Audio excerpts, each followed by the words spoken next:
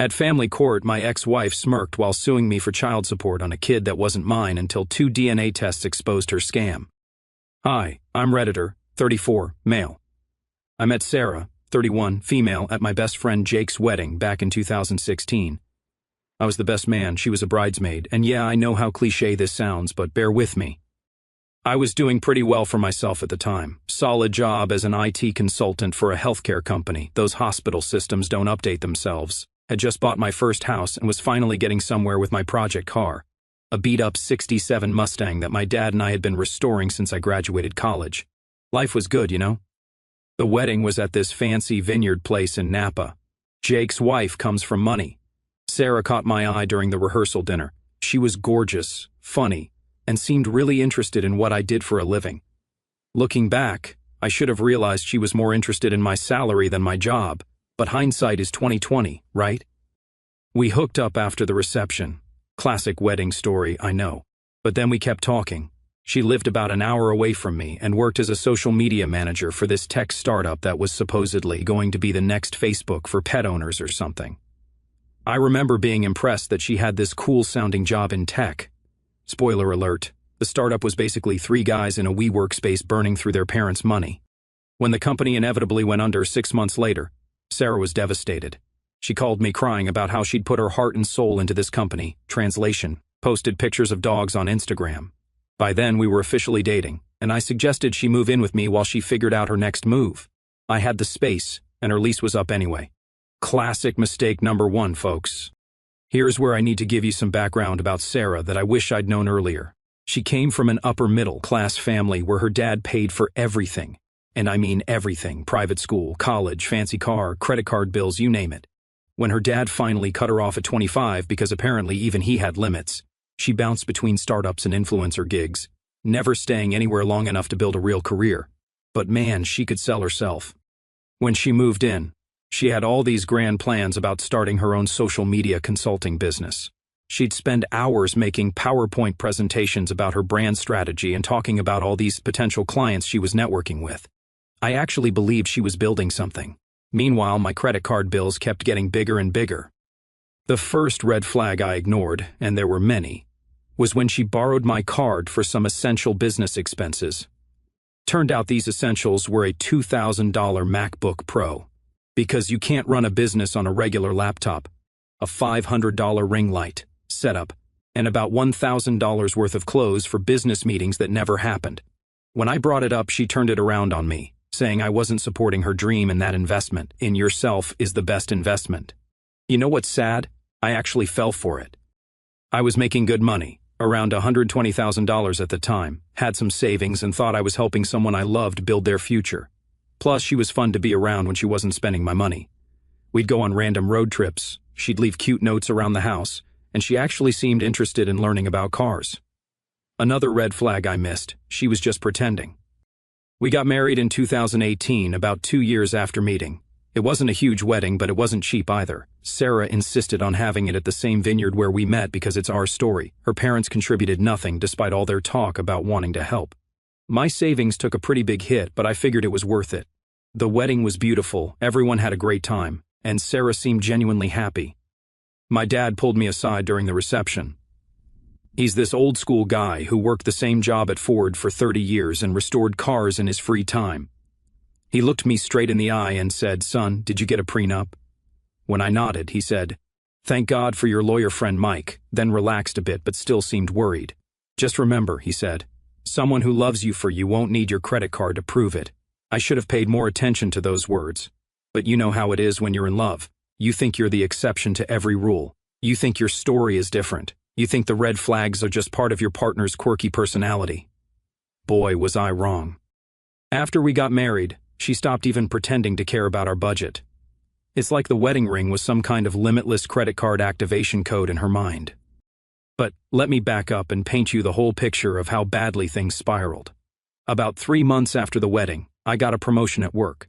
Now I was making around $150,000 as a senior consultant, which should have made life easier. Instead, Sarah took it as a sign that she could finally focus on her personal brand full-time. She quit her part-time job at a local marketing agency, the only real job she'd had, without even telling me first. Just came home one day and announced, Honey, I'm finally free to pursue my dreams. Those dreams apparently involve turning our home office into her content creation studio. She spent $5,000 of our savings on camera equipment, lighting, and this ridiculous pink velvet couch that she said would be perfect for her Instagram aesthetic. When I pointed out that we'd agreed to use that money for a new roof, she actually said, "But babe, this is an investment in our future. Do you want me to work in a space that doesn't inspire me?" Here's where it gets really fun. She started this YouTube channel about luxury lifestyle on a budget. Ironic, right? The crazy part, she was using my credit card to buy designer stuff for her videos, then returning most of it after filming. But some things mysteriously never made it back to the store. When I found a shoebox with $900 Louboutins in her closet, she claimed they were props that were essential for her brand. Meanwhile, my Project Mustang that I mentioned earlier, Sarah started complaining that it was taking up too much space in the garage. Mind you, this car was my weekend project with my dad for the past 5 years. We'd restored about 70% of it, and I was so close to getting it running. But Sarah needed the garage for her yoga and wellness space because apparently our spare bedroom wasn't good enough for her YouTube yoga sessions. I came home one day to find she'd listed my car on Facebook Marketplace. She hadn't sold it yet, but she'd already had people coming to look at it. Her excuse? "Honey, we need the space, and honestly, you spend too much time on that old car anyway. Don't you want to support my wellness journey?" That was our first huge fight. I'd never yelled at her before, but finding out she tried to sell my car behind my back, I lost it. She cried, said I was being controlling about money, and then hit me with the classic manipulation, "If you really loved me, you'd want me to succeed." The next day she apologized and promised to never do anything like that again. Like an idiot, I believed her. But she started this passive-aggressive campaign against the car. She'd accidentally leave the garage door open on rainy days, or store her production equipment right next to it where she could easily bump into it with her boxes. Finally, after she managed to scratch the fresh paint job with her yoga equipment, I gave in and sold the car. My dad was so disappointed. He didn't say anything directly, but I could see it in his eyes when I told him. That car represented years of weekends we'd spent together, and I let Sarah take that away.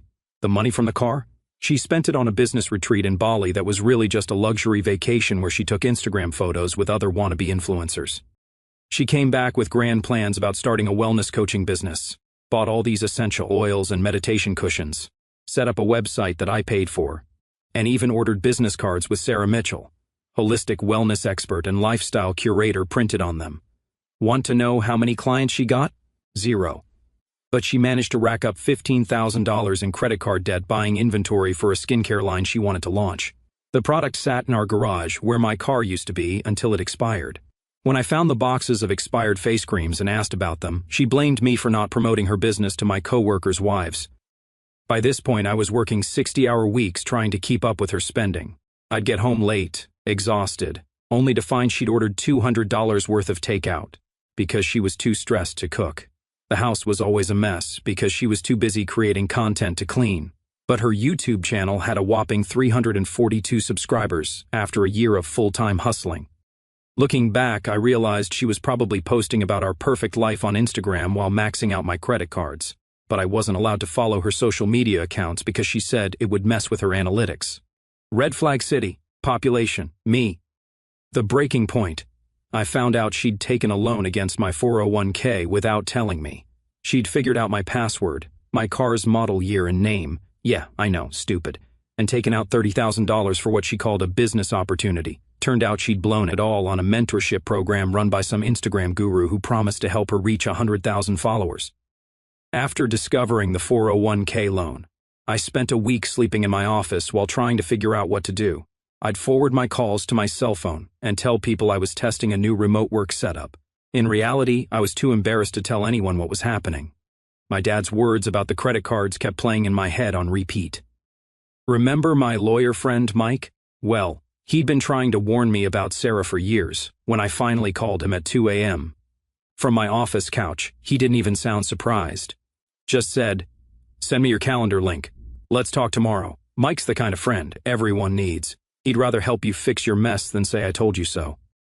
The next morning, I discovered Sarah had gone on a shopping spree that would make a Kardashian blush. She'd somehow gotten approved for 3 new credit cards in my name. Total damage $47,000. Her excuse? I was stressed about our relationship problems, and retail therapy helps my anxiety. I wish I was making this up. Mike took one look at the credit card statements and actually laughed. Not because it was funny, but because Sarah had made our divorce case ridiculously easy to win. See that prenup I mentioned earlier? It had a specific clause about financial misconduct. Thank God for Mike's paranoid planning. When I finally told my parents what was happening, my mom cried, and my dad just sat there cleaning engine parts, his way of processing emotion. Then he said something that changed my perspective. Son, she's not going to stop until she hits rock bottom or finds another target. Right now, you're the easier option. Filing for divorce was surprisingly easy. The hard part was going home and telling Sarah. I'd planned this whole speech, but when I walked in, she was filming a day in the life of a boss babe video in our kitchen. She'd ordered $300 worth of organic groceries for the background, all on my card naturally, while our actual fridge was empty. I waited until she finished recording and said, Sarah, I'm filing for divorce. Her response? She grabbed her phone and started recording again, saying, Guys, I have to be real with you about something. I walked out before I could become content for her My Truth video series. The next few weeks were insane. Sarah tried everything to stop the divorce. First, she love-bombed me with memories of our perfect life together. She even dug up my old Mustang parts from the garage, which she'd hidden instead of throwing away, and suggested we could restore another car together. Hard pass. When that didn't work, she switched to threats. I'll tell everyone you were abusive. I wasn't. I'll ruin your career. She tried. But my boss had met her at company parties and knew exactly what she was like. I'll make sure no woman ever wants to date you again. Spoiler alert. That didn't work either. The worst part, she started a whole social media campaign about being a survivor of financial abuse. According to her posts, I was a controlling monster who wouldn't let her work or follow her dreams. Meanwhile, I had spreadsheets showing I'd spent over $200,000 supporting her various business ventures. Mike was worth every penny. When Sarah's lawyer, some guy she found on TikTok, tried to claim she deserved alimony because she'd sacrificed her career for our marriage, Mike pulled out her Instagram posts bragging about being a self-made entrepreneur. Can't claim you gave up your career when you're posting about being a #1 girl boss every day. The divorce was finalized in early 2021. Thanks to the prenup and Sarah's documented financial misconduct, she got way less than she expected. She did get to keep her business equipment, the camera gear and that pink couch, and a small settlement that I agreed to just to get it over with. The last time I saw her in court, she tried one final manipulation. I hope you know you're throwing away the best thing that ever happened to you, she said, fake tears in her eyes. I just replied, the best thing that ever happened to me was Mike suggesting that prenup. The look on her face was priceless. I spent the next year rebuilding my life, got promoted to senior management at work, turns out working 60-hour weeks has some benefits, started hitting the gym again. Amazing how much time you have when you're not funding someone else's Instagram career, and even bought another project car, a '70 Chevelle that needed some love. My dad and I spent weekends working on it, making up for lost time. Life was finally good again. I was dating casually, my credit score was recovering, and I'd almost forgotten about Sarah's existence. Almost. January 2023 started pretty normally. I was in a good place, the Chevelle was almost finished, work was going great, and I had even started seeing someone new, more on that later. Then I got home one evening to find a certified letter in my mailbox. The return address was from the county courthouse, which immediately made my stomach drop. I opened it right there in my driveway, and I swear my brain short-circuited trying to process what I was reading. It was a petition for child support and custody arrangement. According to these documents, I had a 1-year-old son named Aiden James Mitchell. The petition claimed I'd abandoned my parental responsibility and needed to start paying support immediately. Here's the thing that really fried my brain. The kid was supposedly born in November 2021. For those keeping track, that's 9 months after our divorce was finalized. Sarah was claiming we'd hooked up one last time right after the divorce, absolutely never happened, and that she'd gotten pregnant from that.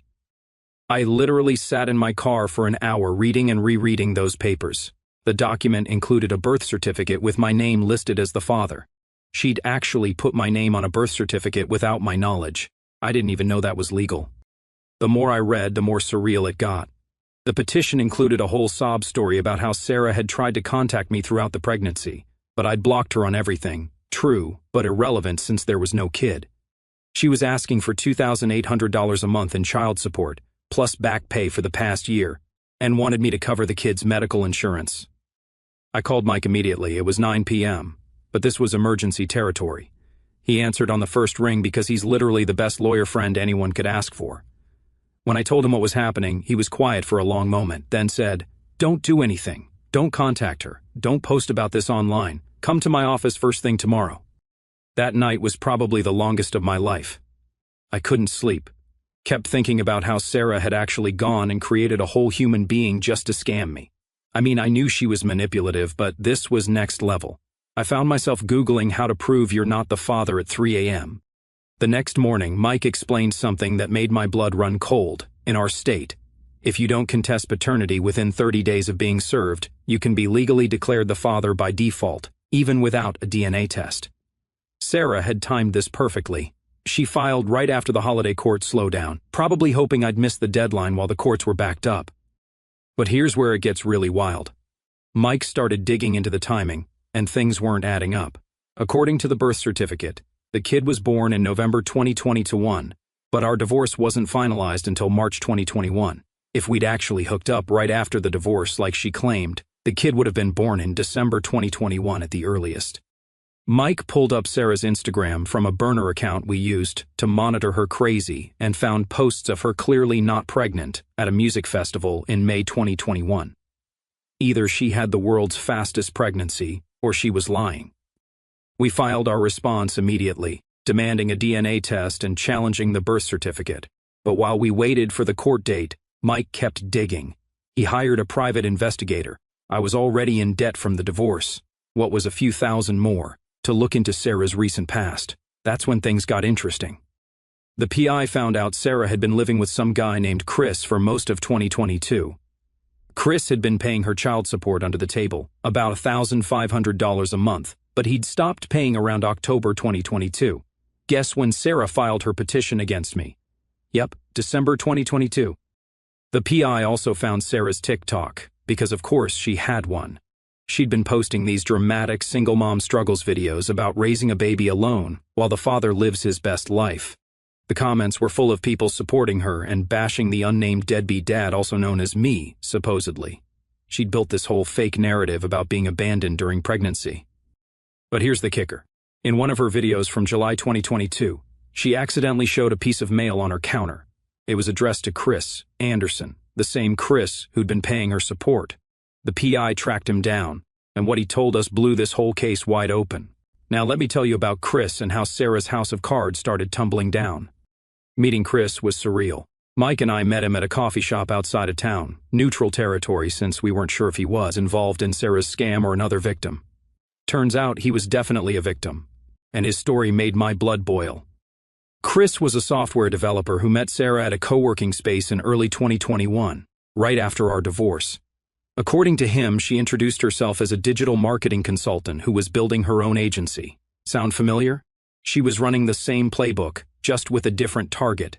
She seemed so genuine, Chris told us, stirring his coffee absent-mindedly. She said she was focused on her career after leaving a toxic marriage where her ex wouldn't let her work. I nearly choked on my drink.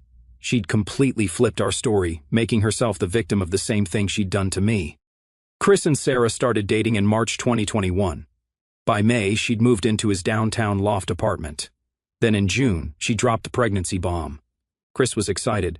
He was 36, had a good career, and wanted kids. Sarah played the perfect expectant mother, going to prenatal yoga classes, posting bump photos on Instagram.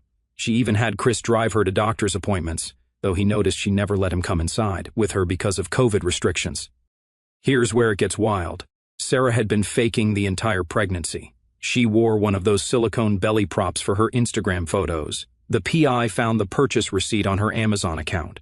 She scheduled her appointments for times when the OBGYN office was actually closed. Chris never questioned it because, well, who lies about being pregnant?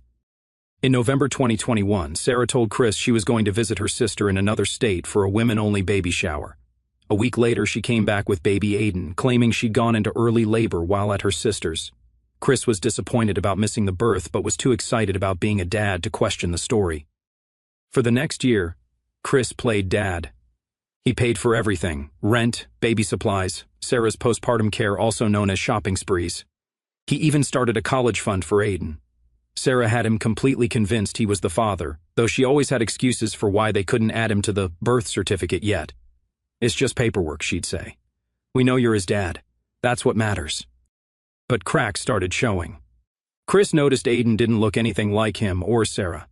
When he mentioned this, Sarah would get defensive and accuse him of not loving Aiden enough. Classic manipulation.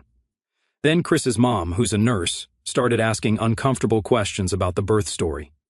The timeline wasn't adding up. In October 2022, Chris finally insisted on a paternity test. Sarah threw a massive fit, accusing him of betraying their family, but Chris stood firm.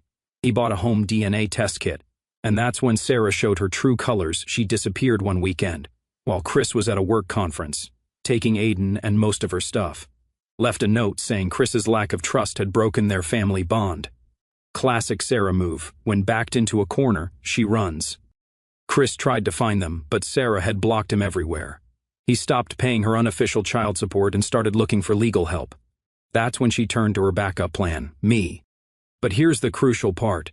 Chris had documented everything. After Sarah started acting sketchy about the birth certificate, he had text messages where she admitted to faking doctor's appointments. He had security camera footage from their building showing her wearing and removing the fake pregnancy belly, and most importantly, he had proof of all the money he'd paid her for his child.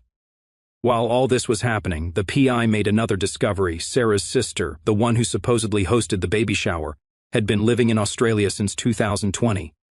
There was no sister's house, no baby shower, no early labor. The whole story was fiction. We also found Sarah's baby registry from 2021.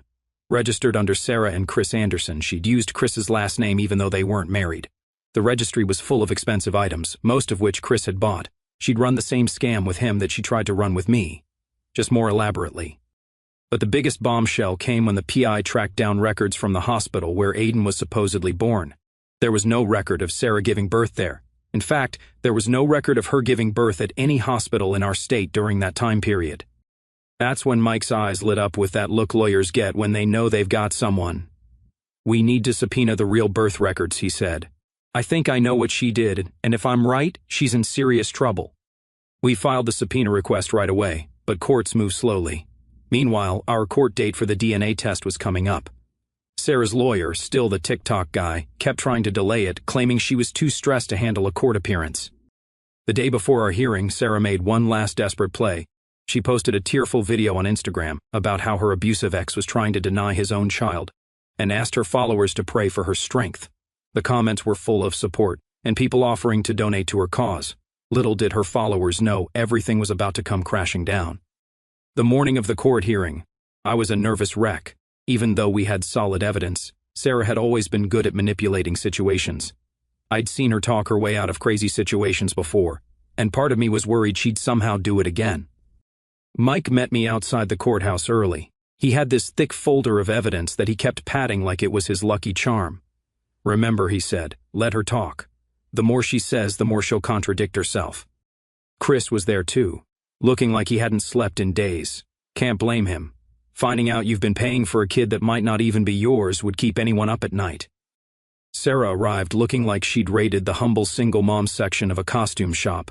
No makeup, hair in a messy bun, wearing what looked like scrubs. She'd never worked in healthcare a day in her life. She had Aiden with her. First time I'd ever seen him. Cute kid, but didn't look anything like her, which suddenly seemed very relevant. Her TikTok lawyer looked nervous, which was our first good sign. He kept whispering to her and showing her something on his phone. Later found out he'd just discovered some of the evidence we were about to present and was trying to convince her to settle. But Sarah, being Sarah, thought she could talk her way out of anything. The judge was this older guy who looked like he'd seen every trick in the book. When Sarah's lawyer tried to delay the DNA test again, claiming she had religious objections, since when? The judge just stared at him until he sat down. Then Mike stood up and dropped the first bomb, Your Honor. Before we proceed with the DNA test, we have evidence that the birth certificate submitted to this court was fraudulently obtained. The judge raised an eyebrow. The universal signal for this better be good. Mike pulled out the subpoenaed hospital records, or rather, the lack of them. There was no record of Sarah giving birth anywhere in the state, but that wasn't the bombshell. The real shocker was what the PI had found when he dug deeper into Aiden's background. Turns out Sarah had gotten Aiden's birth certificate using a technique common in identity theft. She'd taken advantage of a clerical error in a small county office, submitting paperwork that made it look like a home birth with a midwife. The midwife whose name she used had retired 3 years ago. The address she listed? A vacant lot. But here's the part that made everyone in the courtroom gasp. We had proof that Sarah had been shopping around for a baby around the time Aiden supposedly was born. The PI found messages from her on various social media platforms reaching out to pregnant women about private adoption. Some of these women had come forward when they saw her posts about being a single mom. Sarah's face went through about 50 different expressions as Mike laid out the evidence. When he showed screenshots of her wearing the fake pregnancy belly in different states, thanks to Chris's security cameras, she actually tried to object, saying the footage was taken out of context. The judge shut her down hard, Miss Mitchell, unless you're about to explain how security footage can misrepresent a fake pregnancy belly. I suggest you let your counsel do the talking. Her lawyer looked like he wanted to disappear. Can't blame him. He was probably realizing he was way out of his depth. When Mike presented the proof that Sarah had been simultaneously claiming Chris and me as Aiden's father, the lawyer actually started packing up his briefcase. Then came the moment that broke Sarah's performance. The judge asked her directly, Miss Mitchell, can you provide any medical documentation of your pregnancy and delivery? Sarah started her usual act, tears welling up, voice shaking. Your Honor, I was very traumatized by the birth experience. I didn't keep records because... The judge cut her off. That's not what I asked. Do you have any medical proof that you gave birth to this child? For the first time since I'd known her, Sarah was completely speechless. She looked around the courtroom like she was searching for an escape route. Then she did something I never thought I'd see. She broke character completely. This is ridiculous, she snapped, her humble mom voice replaced by the entitled tone I remembered from our marriage. I don't have to prove anything to you. That home birth was totally legal. Mike was practically grinning. Your Honor, we have one more piece of evidence. He pulled out one last document, the real bombshell that would end this once and for all. Mike handed the judge a file containing police reports from a small town about 3 hours away. In November 2021, right when Sarah claimed she'd given birth, there had been a series of reports about a woman matching Sarah's description hanging around the local hospital's maternity ward. She'd been posing as a lactation consultant, trying to get access to new mothers. The judge read through the file, his expression growing darker by the second. Then he looked at Sarah and said something I'll never forget. Miss Mitchell, are you aware that trafficking in minors is a federal offense? The entire courtroom went dead silent. Sarah's lawyer actually stood up and said, Your Honor, I need to withdraw as counsel. I can no longer represent Miss Mitchell in this matter. Then he straight up packed his briefcase and walked out. Never seen anything like it. Sarah started to panic. This is all a misunderstanding, she screamed. But Mike wasn't done. He had one more witness, a young woman named Jessica, who'd been admitted to that hospital in November 2021. She'd given birth to a baby boy, but had been experiencing postpartum depression. Sarah had befriended her, posing as a social worker, and convinced her to temporarily sign over guardianship of her baby while she got help. Jessica had been trying to find her son for over a year. She'd reported it to the police, but Sarah had used fake documents and a fake name. It wasn't until she saw one of Sarah's TikToks about being a single mom that she recognized her and reached out to our PI. The judge immediately ordered DNA testing, not just to prove I wasn't the father, but to confirm if Aiden was Jessica's son. Sarah completely lost it. She tried to run out of the courtroom with Aiden, but the bailiff stopped her. She was screaming about how she was just trying to give him a better life and how no one understands what it's like to want a baby so badly. The DNA results came back within a week through an expedited order. Aiden was indeed Jessica's son. Sarah had essentially stolen a baby from a vulnerable mother and then tried to use him to scam multiple men for child support. The judge was furious. The consequences came down like a hammer. Sarah was charged with multiple felonies including fraud, identity theft, and custody interference. Both Chris and I were granted restraining orders against her. She was ordered to pay back every penny Chris had given her in fake child support. She's facing 15 to 20 years in prison, still awaiting final sentencing. The judge referred the case to the FBI for potential federal charges. Jessica got Aiden back, and it turns out she's an amazing mom. She'd gotten treatment for her postpartum depression and had been searching for her son non-stop. She even reached out to thank me and Chris for helping expose Sarah's scheme. She's now working with a nonprofit that helps mothers with postpartum depression and advocates for better hospital security. Chris and I actually became friends through all this. We meet up sometimes to work on the Chevelle and talk about how we both fell for Sarah's act. He's doing better now, dating a nice woman who actually has a real job. She's a teacher. As for me, I finally finished restoring the Chevelle with my dad. My girlfriend, the paralegal I mentioned, loves going for rides in it, and she's actually interested when I talk about cars. No pretending. She helped organize all the evidence for the trial and says this whole experience will make a great story for her law school application. Sarah's social media empire crumbled once the truth came out. Her followers turned on her hard, and several drama channels on YouTube covered the story. Last I heard, she's trying to get a plea deal, but the prosecutor isn't being very generous.